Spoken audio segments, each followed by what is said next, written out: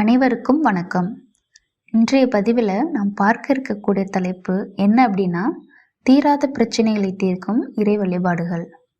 இன்றைய காலகட்டத்தில் வாழ்க்கையை புரட்டி போடும் அளவுக்கு பெரிய பெரிய பிரச்சனைகள் நமக்கு வந்துட்டுருக்கு.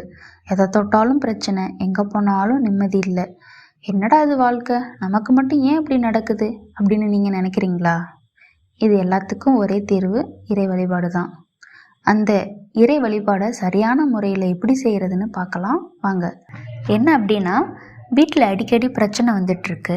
நார்மலாக ஒரு விஷயத்தை பற்றி பேசினாலே அது வாக்குவாதத்தில் தான் போய் முடியுது. அதனால் அவங்க மன அமைதி முழுசாக பாதிக்கப்படுது. எந்த ஒரு நல்ல விஷயத்த செஞ்சாலும் எதிர்மறை எண்ணங்கள் தான் அதிகம் வருது. அப்படின்னா உங்கள் வீட்டில் தீய சக்திகளின் ஆதிக்கம் அதிகமாக இருக்குதுன்னு அர்த்தம்.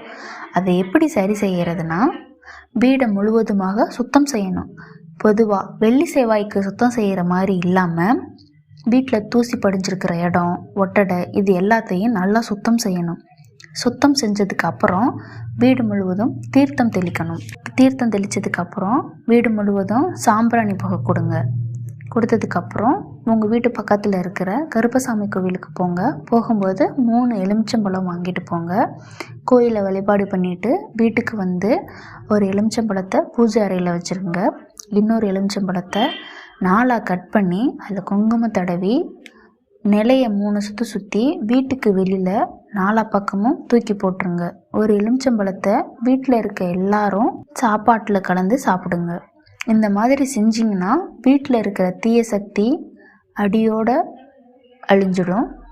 அது மட்டும் இல்லாமல் உங்களுக்கு தோன்ற எதிர்மறை எண்ணங்களையும் சரியாகிடும். அடுத்ததாக, வாரத்தில் 1 முறையோ அல்லது 2 முறையோ திங்கள் மற்றும் வியாழன் கிழமைகளில் சிவன் கோவில் சென்று செய்த தவறுகளை நினைத்து மனம் வருந்தி மன்னிப்பு கேளுங்கள்.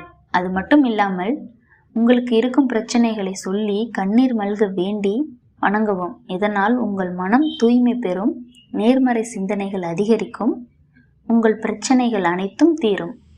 அடுத்ததாக, சிவன், பார்வதி, விநாயகர், முருகர் இவர்கள் இருக்கும் படம் ஒன்றை கிழக்கு பார்க்கும்படி மாட்டி வைப்பதன் மூலமாக வாஸ்து சம்பந்தப்பட்ட பிரச்சனைகள் அனைத்தும் சரியாகும். அது மட்டும் அல்லாமல் குடும்ப ஒற்றுமை அதிகரிக்கும். அடுத்ததாக, செவ்வாய் மற்றும் வெள்ளி கிழமைகளில் தேங்காயில் கற்பூரம் வைத்து உங்கள் குழந்தைகளுக்கு திஷ்டி கழித்து அந்த தேங்காயை முக்கூட்டு பாதையில் உடைக்க வேண்டும். அப்படி உடைத்தால் குழந்தைகளுக்கு ஏற்படும் அனைத்து பிரச்சனைகளும் நீங்கும். அடுத்ததாக, விளக்கு ஏற்றி பலகையில் அமர்ந்து தினமும் 15 நிமிடங்கள் அந்த ஒளியை பார்த்து தம்முடைய கஷ்டங்கள், கவலைகள், துன்பங்கள் இவை அனைத்தையும் நினைத்து ஒளியை பார்த்தபடி வேண்டுவதன் மூலமாக உங்களுடைய பிரச்சனை அனைத்தும் விரைவில் தீர்ந்துவிடும்.